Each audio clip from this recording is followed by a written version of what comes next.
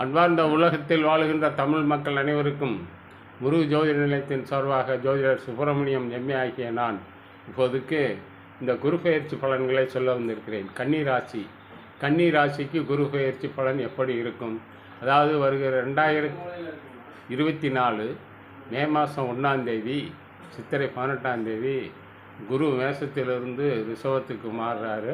அதில் கன்னி ராசிக்கு எப்படி இருக்கும் என்பதை பற்றி பார்ப்போம். கன்னியிலிருந்து 12, 11, கன்னியிலிருந்து சிம்மம் 12, கடகம் 11, 10, 9ஆம் இடம். கன்னிராசியிலிருந்து 9ஆம் இடத்திற்கு குரு பெயர்ச்சியார். 9ஆம் இடம் பாக்கியஸ்தானத்திற்கு குரு பெயர்ச்சியார். 9ஆம் இடத்தில் குரு பெயர்ச்சியாகிற குரு தகப்பா வழியில் ஒரு நன்மைகளை கிடைக்கும். தான தர்மங்கள் செய்வார், ஆலய வழிபாடு செய்வார்கள். எல்லாமே இந்த மாதிரி ஒரு அமைப்பு பாக்கியங்கள், வீடு கட்டக்கூடிய யோகம், புத்திர பாக்கியம், தொழில் தொடங்கக்கூடிய பாக்கியம், செல்வம் கிடைக்கக்கூடிய பாக்கியம், அனைத்து வகையான பாக்கியங்களும் இந்த கன்னிராசி அன்பர்களுக்கு இந்த குரு பெயர்ச்சியினால் பாக்கியம் கிடைக்கும்.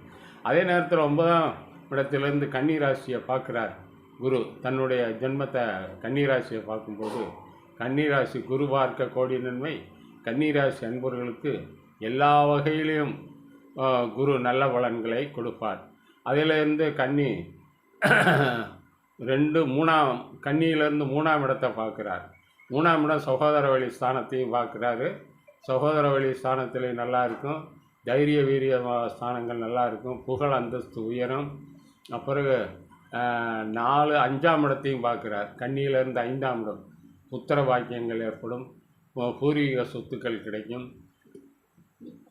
சந்தோஷங்கள் ஏற்படும். குடும்பத்தில் ஒற்றுமை நிலவும்.